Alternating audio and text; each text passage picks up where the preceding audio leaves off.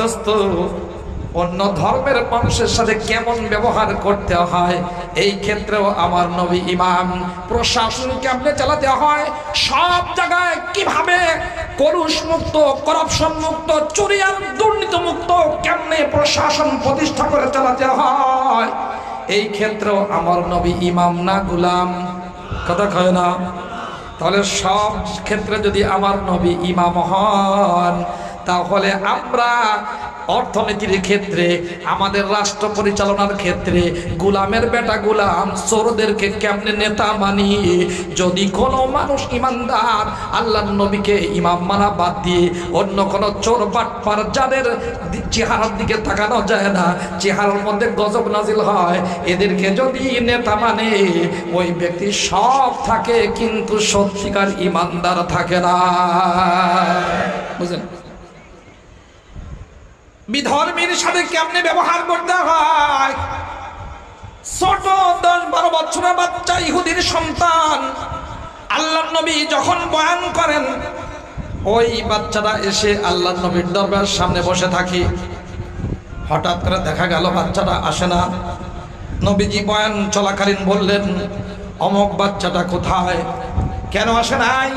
সাহাবা একরাম খোঁজ নিয়ে জানলেন ইহুদির ওই সন্তানটা অসুস্থ রোগী। আল্লাহর নবীর কাছে যখন খবর পৌঁছেছে, নবীজি নিজে হেঁটে ইহুদির সন্তানকে দেখবার জন্য, সেবা করার জন্য ইহুদিদের মহল্লায় নিরাপত্তা বাহিনী ছাড়াই হাজির হয়ে গেছে। আমার নবীজিকে দেখলেন তার অবস্থা ভালো নয়, মনে হয় বাঁচবে না। এই জন্য বললেন, ও বাচ্চা, মনে হয় তুমি বাঁচবা না, এখন কি করা দরকার? নবীজির চেহারার দিকে তাকিয়ে রয়েছে। ওই ইহুদির সন্তান মনে হয় বিদায় চায়। ইয়া রাসূলুল্লাহ, বারবার আপনার চেহারা দেখেছি, আর মনে হয় দেখা সম্ভব হবে না, আমাকে চলে যেতে হবে, এখন কি করব? নবীজি বললেন, হে সন্তান, তুমি কালিমা পড়ে মুসলমান হয়ে যাও, তাহলে তুমি কামিয়াবি অর্জন করবা। ইহুদির সন্তান বাপের দিকে তাকিয়ে এখন পরামর্শ চায় ইশারা দিয়ে, ও বাবা, আপনি হলেন আমার জন্মদাতা পিতা, আরেক দিক দিয়ে মুহাম্মদুর রাসূলুল্লাহ বলছেন মুসলমান হতে, আপনি আমার পিতা আর উনি হলেন সারা দুনিয়ার নেতা, কার কথা শুনবো? বাপ এখন ইহুদি হওয়া সত্ত্বেও বললেন না, আতি আবুল কাসেম। বুখারী শরীফের বর্ণনা, আতি আবুল কাসেম। আমার কথা শোনার দরকার নাই, আবুল কাসেম মুহাম্মদ সাল্লাল্লাহু আলাইহি ওয়াসাল্লামের অনুসরণ করো। বাস কালিমা পড়ে ওই ছোট বাচ্চা মুসলমান হয়ে গেছে। দোস্তরে আমার বলার উদ্দেশ্য হলো, নবী সাল্লাল্লাহু আলাইহি ওয়াসাল্লাম অমুসলমানের সাথে কেমনে ব্যবহার করতে হয় এটাও শিখিয়ে গিয়েছেন, না জান নাই? এই শিক্ষাটা আমরা ধারণ করি নাকি করি না? যার কারণে আমরা কোন আলেম, কোন মাদ্রাসার ছাত্রকে কখনো মন্দিরের কোন মূর্তি ভাঙতে দেখি নাই, পাহারা দিতে দেখেছি। কি বলেন? ঠিক না? আল্লাহ রাব্বুল আলামিন বললেন, কেমন রাসূল পাঠালাম? ইয বাআতা ফীহিম রাসূলাম মিন আনফুসিহিম, তাদেরই মধ্য থেকে সম্মানিত রাসূল পাঠালাম। আল্লাহ রাব্বুল আলামিন বলেন রাসূলান, তানবিনে তাযিমি মানে বড় রাসূল পাঠালাম। অন্য জায়গায় আল্লাহ তাআলা বলছেন, লাকাদ জাআকুম রাসূলুম মিন আনফুসিকুম, তোমাদের কাছে এসেছেন এমন একজন রাসূল যিনি অনেক সম্মানিত রাসূল। এটা আমি নূরের তৈরি ফেরেশতা বানিয়ে পাঠাই নাই, নূরের তৈরি করে পাঠাই নাই, এবং আগুনের তৈরি জিনদের মধ্য থেকেও পাঠাই নাই। তোমাদেরই মধ্য থেকে একজন মানুষকে সবচেয়ে সম্মানিত করে ওহী দিয়ে রাসূল বানিয়ে পাঠালাম। সুবহানাল্লাহ। অন্যদিকে আল্লাহ তাআলা বলেন, وَإِذْ أَخَذَ اللَّهُ مِيثَاقَ النَّبِيِّينَ لَمَا آتَيْتُكُم مِّن كِتَابٍ وَحِكْمَةٍ ثُمَّ সুম্মা জাআকুম রাসূলুন মুসাদ্দিকুল লিমা মাআকুম লা তু'মিনুন্না বিহি ওয়া লা তানসুরুন্না ক্বালা আ'আকরারতুম ওয়া আখাযতুম আলা যালিকুম ইসরি ক্বালু আ'আকরারনা ক্বালা ফাশহাদু ওয়া আনা মাআকুম মিনাশ শাহিদিন।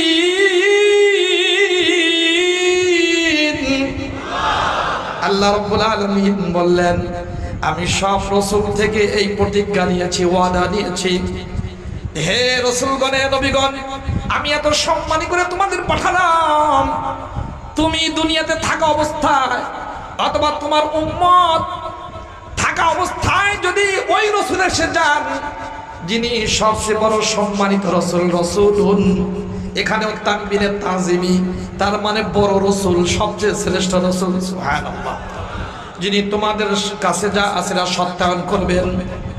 তোমাদের জন্য এই নির্দেশ, হে নবী, হে সকল নবী রাসূল, হে সকল নবী রাসূলের সব উম্মতেরা শোনো, যদি তোমরা থাকা অবস্থায় তোমাদের সামনে ওই রাসূল এসে যান, তাহলে তোমরা লা তু'মিনুন্না বিহি, অবশ্যই তোমরা ওই রাসূলের উপরে ঈমান আনয়ন করবা, ওয়ালা তানসুরুন্না, এবং জান দিয়ে মাল দিয়ে সব কিছু দিয়ে ওই রাসূলের আনিত দ্বীনের তোমরা সাহায্য করবা। কে নিলেন বলেন না এই ওয়াদাটা? কে নিয়েছেন? ভালো করে বুঝেন, সব নবী রাসূলদের জন্য আমার নবীর উপর ঈমান আনা যদি বাধ্যতামূলক হয়, সব নবী রাসূল এবং তাদের উম্মতের জন্য আমার নবীর সাহায্য করা যদি বাধ্যতামূলক হয়, তাহলে আমাদের দুনিয়াতে যত পার্টি আছে, যত দল আছে, যারা কালিমা পড়েছে লা ইলাহা ইল্লাল্লাহ, যে দলই করুক না কেন, অদস্ত তাদের জন্য বাধ্যতামূলক আমার নবীর উপর ঈমান আনয়ন করা, আমার নবীর দ্বীনের সাহায্য করা বাধ্যতামূলক হয়, ঠিক না? দোস্তরা আমার, কালিমা পড়বে আর সে নবীর উপর ঈমান আনবে না। ঈমান আনার কি অর্থ? নবীজির উপর ঈমান আনা, নবী সাল্লাল্লাহু আলাইহি ওয়াসাল্লাম যেই দ্বীন ও শরীয়ত এনেছেন, রেখে গিয়েছেন আমানত হিসাবে, পুরোটার উপরে ঈমান আনয়ন করে নবী যেই খেলাফত ব্যবস্থা রেখে গিয়েছেন, এইটা বাস্তবায়নের জন্য আল্লাহর বিধান, আল্লাহর কোরআনের আইন এবং খেলাফত ইমারত ইসলামিয়া প্রতিষ্ঠার জন্য প্রত্যেকটি ঈমানদার দায়িত্বপ্রাপ্ত। যদি কোনো ঈমানওয়ালা, কালিমাওয়ালা এইটাকে বাইপাস করে যায়, পছন্দ করি না, অথবা হজ করে, যাকাত দেয়, সব কিছু করে, কিন্তু আল্লাহর হুকুম বাস্তবায়নের জন্য সেইখানে সাথ দেয় না, ওই ব্যক্তি সব হতে পারে, উম্মতে মুহাম্মাদি হতে পারে না। কি বলেন ঠিক না ভাইয়ের আমার?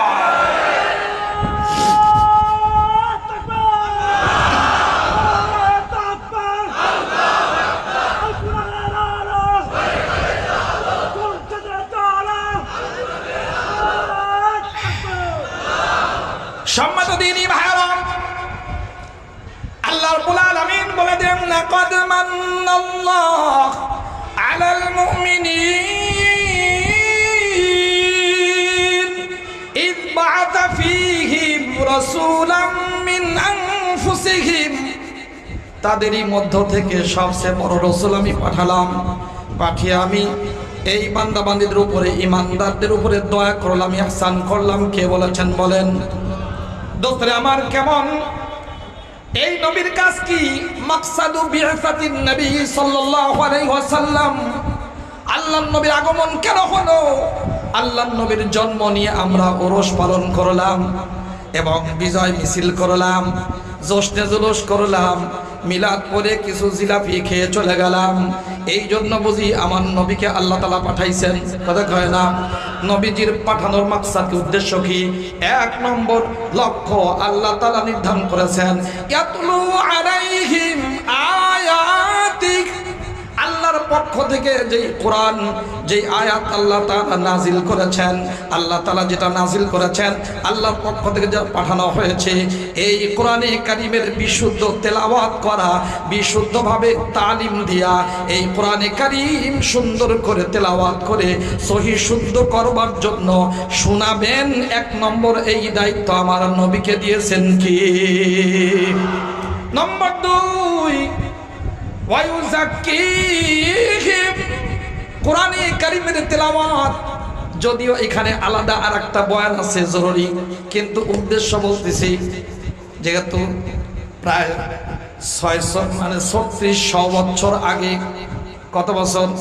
3610 বছর আগে একজন নবী, জলিলুল কদর নবী, মুসলিম জাতির পিতা, কেডা যেন? মোহাম্মদ আলী জিন্নাহ। এই বেটা বলেন না কে? আপনাদের সমস্যা আছে। মুসলিম জাতির পিতা তিনি বললেন, রব্বানা ওয়াবআথ ফীহিম রাসূলাম মিনহুম ইয়াতলু আলাইহিম আয়াতিকা ওয়া ইউআল্লিমুহুমুল কিতাবা ওয়াল হিকমাতা ওয়া ইউযাক্কিহিম। বলেন মালিক, মক্কার জমিনের মানুষের মধ্য থেকে, মানুষদের মধ্য থেকে তাদেরই কাছে একজন সম্মানিত রসুল পাঠাও, আমি তোমার কাছে দোয়া করলাম। এই রসুলের 4টা কাজ হবে। 1 নম্বর কোরআনে কারিমের তেলাওয়াত করা, নম্বর 2 কোরআনে কারিমকে শিক্ষার সিলেবাস বানানো। কি বানানো বলেন না ভাই? কোরআনে কারিমকে সিলেবাস বানানো। নম্বর 3 কোরআনে কারিমের ব্যাখ্যা হিসেবে সুন্নাহ হাদিসকে এটা সিলেবাসের অন্তর্ভুক্ত করা। নম্বর 4 আল্লাহ তাআলা বললেন ওই নবীজির 4 নম্বর দায়িত্ব হলো উম্মতের অন্তর থেকে সব হিংসা, বিদ্বেষ, অহংকার আর মানের প্রতি লালসা, এই সমস্ত খারাপ গুণ বের করে এদেরকে ফেরেশতার থেকেও দামি জান্নাতি মানুষ বানাবার জন্য আমি আমার নবীকে, হে আল্লাহ তুমি তোমার নবীকে দায়িত্ব দিবা, এমন একজন নবীকে পাঠাবা যেই নবীর দায়িত্ব হবে 4টা। 1 নম্বর কোরআনে কারিমের তেলাওয়াত সহি করে শোনানো, শিক্ষা দিয়া। কথা কয় না? কোরআনে কারিমের তেলাওয়াত অশুদ্ধ না শুদ্ধ? কথা কয় না? নম্বর 2 ওয়া ইউআল্লিমুহুমুল কিতাব, এই কোরআনে কারিমকে শিক্ষা দিবেন, সিলেবাসের অন্তর্ভুক্ত করবেন। নম্বর 3 ওয়াল হিকমা, সুন্নাত শিক্ষা দিবেন, বাস্তবে আমলি ট্রেনিং দিবেন। নম্বর 4 ওয়া ইউযাক্কিহিম, আত্মশুদ্ধি করবেন। কি করবেন বলেন না? আত্মশুদ্ধি কি? গুনার দিন কিসের নাম? আত্মশুদ্ধি। 10টা খারাপ গুণ আছে মানুষের জন্মগতভাবে, এই 10টা খারাপ গুণ ভিতর থেকে বের করে 10টা ভালো গুণ ভিতরে স্থাপন করে দিলকে পরিষ্কার করা। এই দিল যখন কোনো মানুষের অর্জন হয়, ওই দিলে মানুষের প্রতি হিংসা থাকে না, কোনো সৃষ্টিজীবের প্রতি তার কোনো ধরনের কোনো জুলুম তার অন্তরে স্থান পায় না, বিদ্বেষ তার অন্তরে থাকে না। ওই ব্যক্তির দিল তখন আল্লাহর মহব্বতে সিক্ত হয়, আল্লাহর ইশক প্রেম যখন থাকে, মানুষের প্রতি যখন দয়া মায়া যখন ওই দিলের মধ্যে এসে যায়, ওই মানুষের দ্বারা কখনো কোনো অন্যায় হয় না, জুলুম হয় না, কখনো আয়না ঘর তাদের দ্বারা কখনো হতে পারে না। এ ভাই, যারা আয়না ঘর বানিয়েছে, আলেমদের রক্ত যারা ঝরিয়েছে, দেখবেন এদের কোরআন তেলাওয়াত নাই, কোরআনে কারিমকে সিলেবাস বানায় নাই। ডক্টর কুদরতে খোদার মতো নাস্তিককে দিয়ে আলেমদের রক্তের মাধ্যমে যেই স্বাধীনতা এসেছে, ব্রিটিশ যখন বিতাড়িত হয়েছে, 53,000 উলামায়ে কেরামের রক্তের বিনিময়ে ব্রিটিশ বিতাড়িত হয়েছে। পাকিস্তান বিদায় হওয়ার পিছনে আলেমদের রক্ত আছে। অদস্ত মাওলানা আব্দুল হামিদ খান ভাসানী, তিনি কিন্তু দেওবন্দি একজন মৌলবী, কওমি মাদ্রাসার ছাত্র। কথা কয় না? যদি তিনি তা হইতেন তাহলে বড় বড় জাতীয় নেতা কখনো হতে পারতো না। কি বলেন ঠিক কিনা? তাহলে দেখা যায় হাজার হাজার উলামায়ে কেরাম তারা শহীদ হয়েছেন, যুদ্ধে তারা অংশগ্রহণ করেছেন। এখন অনেক মুক্তিযোদ্ধা রয়েছে। দোস্তরা আমার, আলেমদের পরামর্শে যেই দেশ স্বাধীন হলো, যারা সর্বপ্রথম ট্রেনিং সেন্টার খুললেন পটিয়া মাদ্রাসায় এবং কামরাঙ্গীরচর মাদ্রাসা, গহরডাঙ্গা মাদ্রাসায় মুক্তিযোদ্ধাদের ট্রেনিং সেন্টার ছিল। কিন্তু যখন দেশ স্বাধীন হয়ে গেল, উলামায়ে কেরাম তখন আবার তারা দরসে চলে গেলেন, হাদিস পড়াতে গেলেন, ইমামতিতে চলে গেলেন, মুয়াজ্জিনি করতে গেলেন, দ্বীনের দাওয়াতের কাজ করতে গেলেন, তাফসীর মাহফিলে চলে গেলেন। কিন্তু ওই জায়গাটা দখল করলো কিছু নাস্তিক, যার কারণে 54 বছর চলে যায়, আমাদের দেশের সত্যিকার স্বাধীনতা ছিল না। শুধু কি তাই, আল্লাহ নবী সাল্লাল্লাহু আলাইহি ওয়াসাল্লামকে যেই জন্য পাঠানো হয়েছে। 4 নম্বর হলো তাজকিয়াত, আত্মশুদ্ধি। আত্মশুদ্ধিওয়ালারা যাদের অন্তর পরিশুদ্ধ, আল্লাহর মায়া, রাসূলের মহব্বত, কোরআন সুন্নাহর আলোর দ্বারা যেই দিল আলোকিত হয়, এই সমস্ত ব্যক্তিরা যদি প্রশাসনের সব জায়গায় 2-4 জন করে থাকতো, আমার দেশ কখনো চুরি করে ফাষ্ট হতো না। কি এ ভাই, তোমার পালানো দরকার কেন? কেন তুমি যাও? এখন অনেক পুলিশ অফিসার আমাদের চোখের দিকে তাকায় কথা বলতে সাহস পায় না। কেন? চুরি করতে করতে, অন্যায় করতে করতে ভিতরটা এমন দুর্বল হয়েছে, নৈতিক অধপতনের কারণে দুর্বল হয়ে গেছে। এখন সে তাকিয়ে কথা বলতে পারে না, নিচের দিক তাকায় কয়, হুজুর দোয়া করেন যেন ভালো হতে পারি। আমি বলছিলাম, আপনার তো আরো 16 বছর আগের থেকেই কইতেছি, ভালো হয়ে যাও মাসুদ, ভালো হয়ে যাও। যদি ভালো না হও তাহলে ভেজাল তোমাদের হবে। সারা দুনিয়ার মৌলবি মিলে দোয়া করলেও কখনো তোমরা মুক্তি পাবে না। তাহলে আমার নবীজিকে দায়িত্ব দেয়া হবে 4টা। দোয়া করলেন ইব্রাহিম খলিলুল্লাহ, যা মুসলিম জাতির পিতা। 1 নম্বর কোরআনে কারীমের তেলাওয়াত, নম্বর 2 কোরআনে কারীমকে সিলেবাস বানানো, নম্বর 3 সুন্নাহকে সিলেবাস বানানো, নম্বর 4 আত্মশুদ্ধি করা। এইটা তো আল্লাহ তাআলার কাছে দোয়া করলেন। কে যেন বলেন না, কে চাইলেন? ইব্রাহিমে খলিলুল্লাহ আলাইহিস সালাতু ওয়াস সালাম। আল্লাহ তাআলা বলেন, হে ইব্রাহিম, তুমি দোয়া করছো, আমি দোয়া কবুল করে নিলাম, কিন্তু কবুল করার দায়িত্ব আমার। তুমি যেই সিরিয়াল দিয়েছো 4 নম্বর সিরিয়ালে আত্মশুদ্ধি, আমি এইটা 2 নম্বরে এনে দিলাম। 1 নম্বর কোরআনে কারীমের বিশুদ্ধ তেলাওয়াত, এরপরে যদি ইলম থেকে ফায়দা হাসিল করতে চায়, সুন্নাত দ্বারা যদি নিজের জীবনকে সুসজ্জিত করে দুনিয়া আখিরাত সুন্দর করতে চায়, তাহলে ইলম শিক্ষা করার আগে কোরআনে কারীম সহি করে তেলাওয়াত শিক্ষা করার পরেই আত্মশুদ্ধি তার জন্য বাধ্যতামূলক করেছেন কি? তাহলে নবী সাল্লাল্লাহু আলাইহি সাল্লাম দোয়া করলেন, আল্লাহ তাআলা দোয়া করলেন যে সিরিয়াল একটু উল্টায় দিলেন। ইয়াতলু আলাইহিম আয়াতিক ওয়া ইউযাক্কিহিম ওয়া ইউআল্লিমুহুমুল কিতাবা ওয়াল হিকমা। এই 4টা জিনিস। 1 নম্বর হলো কোরআনে কারীমের তেলাওয়াত, নম্বর 2 এখানে সিরিয়াল আল্লাহ তাআলা যেটা করে দিলেন আত্মশুদ্ধি, নম্বর 3 কোরআনে কারীমকে সিলেবাস বানানো, নম্বর 3 কোরআন হাদিস এবং সুন্নাহকে সিলেবাসের অন্তর্ভুক্ত করা। ও দোস্ত, এইগুলো যখন সিলেবাস হিসেবে আমার নবী সাল্লাল্লাহু আলাইহি ওয়াসাল্লাম জাতির মধ্যে যখন প্রতিষ্ঠা করলেন, এইগুলো যখন বাস্তবায়ন করলেন, দেখা গেল এই সিলেবাসের বরকতে, আল্লাহ নবীর সাহাবতের বরকতে আবু বকর তৈরি হয়েছে, ওমর ইবনে খাত্তাব তৈরি হয়েছে, উসমান ইবনে নুরাইন তৈরি হয়েছেন, এবং হযরত আলী মুর্তজা এবং ওমর ইবনে আব্দুল আজিজের মতো এত বড় বিশ্ববিখ্যাত মানুষ এখান থেকে তৈরি হওয়ার সুযোগ পেয়েছে। কি বলেন ঠিক কিনা? বন্ধুরা আমার, শুধু এটা ইতিহাস নয়, বাস্তবতা।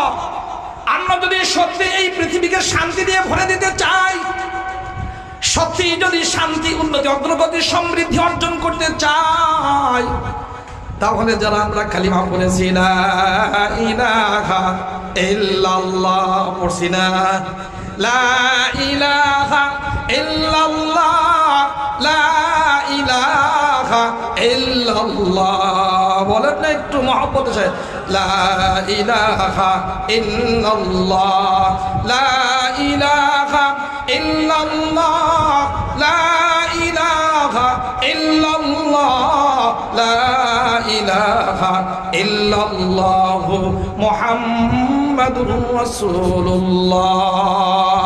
তাহলে আমরা যদি সত্যি আল্লাহর নবীর দিয়া সিলেবাস গ্রহণ করি, দেখেন ওই সময় আল্লাহর নবী যখন সাহাবায়ে কেরামের সামনে তালিম করছেন, তাদেরকে যখন তরবিয়ত করছেন, দীক্ষা দিচ্ছেন, আখলাক শিখাইতেছেন, চরিত্র শিখাচ্ছেন, মানবতা শিক্ষা দিচ্ছেন, অর্থনীতি শিক্ষা দিচ্ছেন, এবং পৃথিবীকে কেমনে চালাতে হবে এইটা শিক্ষা দিচ্ছেন সুফা মাদ্রাসায়।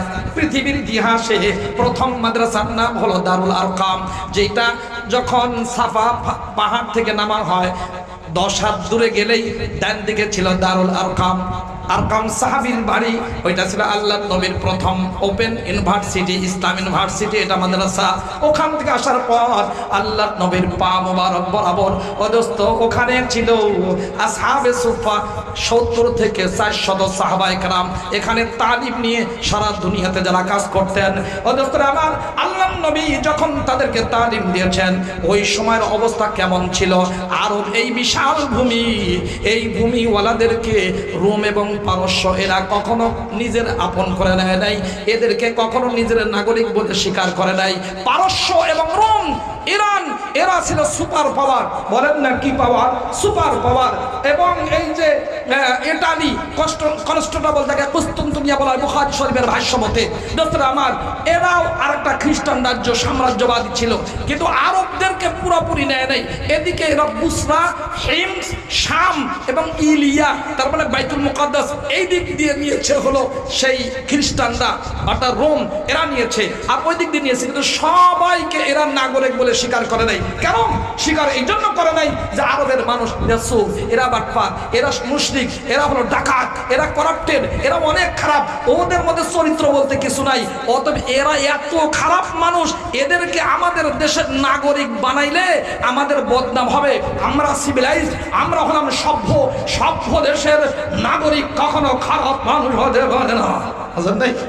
এই জন্য এরা নিতে রাজি হয় নাই। বুঝেন দোস্তরা আমার, যেই এলাকার মানুষকে রোম এবং পারস্য এরা নিজের দেশের নাগরিক বানাতে চায় নাই, কেন? এরা খারাপ, নাগরিক হওয়ার যোগ্যতা এদের ছিল না।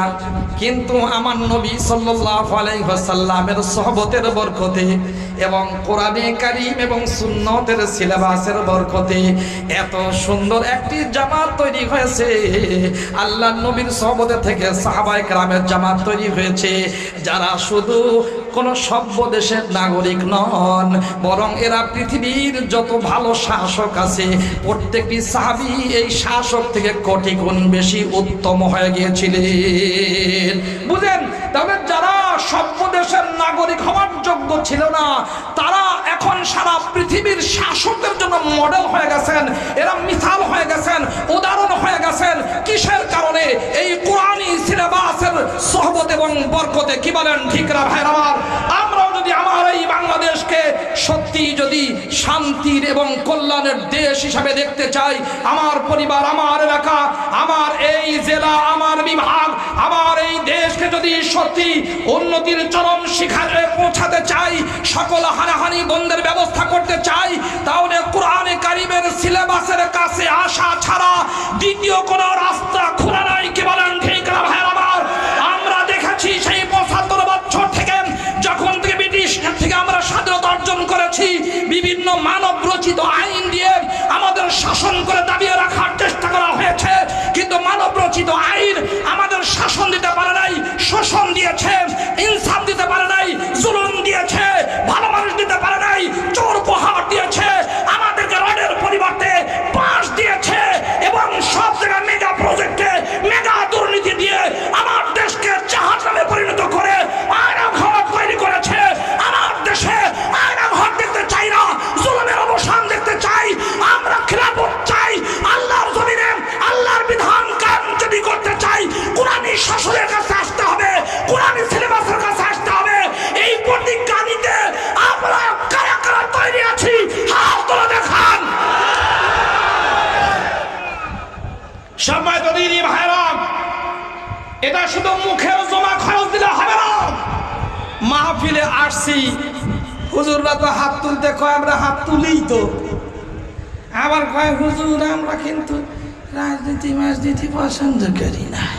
আছে না সুবিধা? এই মিয়া, আল্লাহর নবী যেমন ঘর চালিয়েছেন কিভাবে চালাতে হয়, অফিসও চালাইছেন না চালান নাই? রাষ্ট্র শুধু চালান নাই, না চালাইছেন, চালিয়েছেন। এবং তার জায়নামাজে দাঁড়িয়ে আবু বকর সিদ্দিক রাদিয়াল্লাহু তাআলা আনহু 17 ওয়াক্ত নামাজ আদায় করেছেন নবীজির জীবদ্দশায়। আল্লাহর নবী রেখে গিয়েছেন মসজিদের ইমাম হিসাবে, যেহেতু তাকে আগে বাড়িয়ে দিয়েছেন, এর দ্বারা সাহাবায়ে কেরাম বুঝেছেন মসজিদের ইমাম যিনি, রাষ্ট্রের ইমামও তিনি। কি বলেন ঠিক না ভাইয়ের আমার? কিন্তু আপনারা আমরা নামাজি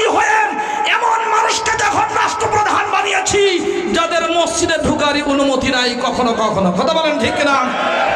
যারা মসজিদে মানুষের ইমামতি করতে পারে না, এবং যারা যা ইমামতি করতে পারে না, যারা ঈদের নামাজ পড়াতে পারে না, তারা কখনো জিন্দিগিতে মানুষের শাসনভার গ্রহণ করে সত্যিকার শান্তির দেশ উপহার দিতে পারে না। এই জন্য এটা শুধু মৌলবীর কাজ না, যারা কালিমা পড়েছে লা ইলাহা ইল্লাল্লাহ। এ দোস্তরা আমার, আল্লাহ রাব্বুল আলামিন বলেছেন নূর চাও, আলো চাও। আমরা চাই কি চাই না বলেন? নূর চাই না নাকি নূর ওইটা ওই নুরুল হক ওই নূর চান? কথা কেন বেটা? হে তো আমার ইসরায়েলের গোয়েন্দা বিভাগের সাথে বৈঠক করে। এই নূর কার নূর বলেন না? আল্লাহ তাআলা বলেন বিসমিল্লাহির রহমানির রহিম, আলিফ লাম রা, কিতাবুন আনজালনাহু ইলাইকা লিতুখরিজান নাসা মিনাদ যুলুমাতি ইলান নূরি বিইذনি রাব্বিহিম ইলা সিরাতিল আজিজিল হামিদ। আল্লাহ তাআলা বলেন কিতাবুন আনজালনাহু, আমি কিতাব দিলাম হে নবী আপনার কাছে। কে বললেন বলেন না? কিতাব কে দিয়েছেন? ওপর থেকে যেটা আসে সেটাই ভালো, কথা বলেন ঠিক কিনা? আল্লাহ তাআলা নির্ভুল কিতাব দিয়েছেন। হে নবী আপনার কাছে কিতাব আমি দিলাম। কেন দিলাম? লিতুখরিজান নাসা মিনাদ যুলুমাতি ইলান নূর, সব মানুষকে পাপের অন্ধকার থেকে বের করে আলোক উজ্জ্বল জান্নাতের পথে আনবেন। তাহলে সব মানুষের মধ্যে আমাদের যারা চলে গেল এরা আছে না নাই? কথা কয় না? যারা সামনে আসতে চায় তারা কি সব মানুষের মধ্যে আছে না নাই? নাকি এরা হায়াবান জানোয়ার? এরাও তো মানুষ। নামাজি যদি হয় সেও মানুষ, বেনামাজি যদি হয় সেও মানুষ, যে কালিমা পড়েছে সেও মানুষ, যে কালিমা পড়ে নাই সেও মানুষ। সব মানুষ যদি অন্ধকার থেকে বাঁচতে চায়, আলোক উজ্জ্বল রাস্তা যদি পেতে চায়, দুনিয়াতে শান্তি যদি পেতে চায়, আখিরাতের জান্নাত যদি পেতে চায়, নিজের ঘর নিজের সব কিছু যদি আলোকিত করতে চায়, তাহলে আল্লাহর পাঠানো এই কোরআনে কারিমের আলো গ্রহণ করা ছাড়া দ্বিতীয় কোনো রাস্তা খোলা নাই। এই জন্য দোস্তরা আমার, আজকের সবক হবে এইটা। আজকে আমরা যে যেখানে আছি, বড় ছোট, নারী পুরুষ এবং যারা যুবক, সবাই আমরা 1 নম্বর নবীজির দেয়া দায়িত্ব কোরআনে কারিম সহি করে পড়বো। ঠিক আছে ইনশাআল্লাহ? সহি করে শিখার চেষ্টা করব। নম্বর 2, কোরআনে কারিমকে আমরা সিলেবাস বানাবো, চেষ্টা করবেন ইনশাআল্লাহ। হ্যাঁ, নাকি মানব রচিত আইন পড়াবেন, আল্লাহটা পড়াবেন না? তাহলে হাজির ছেলে পাজি হবে, কথা কয় না? আলেমের ছেলে জালেম হবে। সত্যি যদি আমরা আমাদের সন্তানদেরকে ভালো মানুষ বানাতে চাই, বাপ মার অনুসারী বানাতে চাই, খাদেম সেবক যদি বানাতে চাই, আমাদের সমাজ আমাদের রাষ্ট্রের জন্য যদি কল্যাণকর বানাতে চাই, কোরআনে কারিমের সিলেবাসের কাছে আসা ছাড়া দ্বিতীয় কোনো রাস্তা খোলা নাই। ঠিক দোস্তরা আমার, এই জন্য এখানে আসলে ভালো মানুষ হয়, ভালো শাসক হয়, সব সময় এরা উম্মতের কল্যাণে কাজ করে। এই জন্যই তো দেখা গেছে যখন সব জায়গায় তুঙ্গে উঠেছে, যখন জান দেওয়ার প্রতিযোগিতা শুরু হয়েছে, ওই মুহূর্তেও আমাদের কওমি মাদ্রাসার ছাত্র ওস্তাদরা ৭৬ জন এরা এই ৫ই আগস্টের আগে ওই দিন সহ আল্লাহর রাস্তায় জান দিয়ে সারা পৃথিবীর সকল মানুষকে জান দেওয়ার সবক শিখাইছে। কি বলেন ঠিক কিনা? যখন জাতি কখনো সময় মুক্তির জন্য উদ্গ্রীব হয়, তখন দিনদাররা কখনো পিছিয়ে থাকে না, আলেম ওলামারা তো থাকেই না, কথা বলেন ঠিক কিনা? এই জন্য আমাদের উচিত এখন আলেম গায়রে আলেম সাধারণ মুসলমান যারা মানুষ, যাদের কিছু আছে হুঁশ, যারা মানবতা চায়, কল্যাণ চায়, সত্যিকার ইনসাফ চায়, আল্লাহর বিধান কায়েম যারা করতে চায়, নিজের সমাজে রাষ্ট্রের সব জায়গায় শান্তি চায়, সব মানুষকে কোরআনের জন্য জান দেওয়া জরুরি। কথা কথা কয় না? আমরা কি পারবো এরকম একটা প্রতিজ্ঞা করতে, যা আমরা যদি সুযোগ আসে আমাদের, তাহলে ওখানে যেমন ফিলিস্তিনিরা জান দিচ্ছে, লেবাননের মুসলমানরা জান দিচ্ছে, তালেবানরা 20 বছর জান দিয়ে 52টা রাষ্ট্রকে ওরা পরাজিত করে সত্যিকার ইসলামী হুকুমত কায়েম করেছে। এইরকম পরিস্থিতি যদি আসে, কুরআনে কারীমের জন্য, ইসলামের জন্য, ইসলামের অনুশাসনের জন্য জান দিতে কারা কারা রাজি আছেন? হাত তুলে দেখান। ইল্লাহি তাকবীর। আল্লাহ আমাদের তৌফিক দান করেন। জান দিবেন, জান দেওয়ার আগে একটু প্রস্তুতি নেওয়া লাগে। মাল দিয়ে, মাল দেওয়া লাগবে না? শাহ আতাউল্লাহ বুখারী রাহমাতুল্লাহ আলাইহি বলেছেন, সারা পৃথিবীতে ঘুরলাম, কত ওয়াজ করলাম, কত ইমামতি করলাম, কিন্তু দুইটা জিনিস পাইলাম না। কয়টা জিনিস বলেন না? দুইটা জিনিস পাই নাই। কয়টা জিনিস বলেন না? সব কিছু পেয়েছেন শাহ আতাউল্লাহ বুখারী, যার মাহফিল হইলে আসমান থেকে সকিনা নাজিল হইতো, মাঝে মাঝে টের পাওয়া যাইতো। সুবহানাল্লাহ। সুন্দর তেলাওয়াত, এমন তেলাওয়াত উপমহাদেশে সারা পৃথিবীতে কোনো জায়গায় তখন আর ছিল না। দোস্তরা আমার, শাহ আতাউল্লাহ বুখারী রাহমাতুল্লাহ বলেন, বহু কিছু পেলাম, কিন্তু দুইটা জিনিস অনেক তালাশ করে পাইলাম না। এক নম্বর জালেমকে আল্লাহর পাকড়াও থেকে বেঁচে গেছে, এইটা কখনো দেখি নাই। কথা কয় না? মানুষের উপরে জুলুম করেছে, সৃষ্টিজীবীর সাথে খারাপ ব্যবহার করেছে, আর আল্লাহর পাকড়াও থেকে বেঁচে গেছে, এইটা আমি কখনো পাই নাই। নম্বর 2, যারা দান করে, যারা আল্লাহর রাস্তায় খরচ করে, এদের কখনো আমি ফকির হতে দেখি নাই। এ ভাই ও মা, আপনি সত্যি পরীক্ষা করে দেখেন, যারা দান করে, আল্লাহ রাস্তায় দান করে, অসহায় মানুষের কাছে যখন যায়, আমাদের জাতীয় উলামা মাশায়েখ পরিষদের পক্ষ থেকে 2 কোটিরও বেশি টাকা ওই বন্যাত মানুষের কাছে দেওয়া হয়েছে। শুধু একটি দলের পক্ষ থেকে শতাধিক কোটি টাকা দেওয়া হয়েছে। আমাদের বন্ধু বল কওমি মাদ্রাসা সন্তান আস-সুন্নাহ ফাউন্ডেশন, ওরা 100 কোটি টাকা আরো বেশি। অদস্ত শুধু কওমি মাদ্রাসা কেন্দ্রিক প্রায় 500-600 কোটি টাকা আল্লাহর বান্দাদের জন্য, বন্যাত মানুষের জন্য বিলি করেছে, করছে। সুবহানাল্লাহ। কয় না? অদস্ত কোথা থেকে পাইছে? আমরা কি আসমান থেকে আনছি? আপনারাই তো দিছেন। আব্বু জান, এদের সমাজটার এত বড় মাদ্রাসা, আপনাদের দানে, আপনাদের চোখের পানির বিনিময়ে 550 ছাত্র, এত বড় বিশাল মাদ্রাসা, প্রায় 1.5 কোটি টাকায় পর্যন্ত বিল্ডিং এর পিছনে খরচ হয়ে গেছে। 5 তলা ফাউন্ডেশন, মাত্র 2 তলা কোন রকম হয়েছে, আরো 3 তলা হওয়া দরকার কিনা বলেন? 550 ছাত্র, এখানে 550 না, আমরা চাই এখানে 5,500 ছাত্র হয়ে যাক। চাই কি চাই না বলেন? আমাদের মুসলমানদের কোন সন্তান, ছেলে হোক মেয়ে হোক, কোরআনের শিক্ষার থেকে যেন দূরে সরে না থাকে, এইটা আমাদের প্রতিজ্ঞা হওয়া দরকার। কি বলেন? ঠিক না ভাইরা আমার? তাহলে এই সমস্ত মাদ্রাসা জিন্দা রাখা, এটা আমাদের দরকার। অতীতেও কোন সরকার সরকারি টাকায় ভেজাল তো, এটা উল্টা পাল্টা।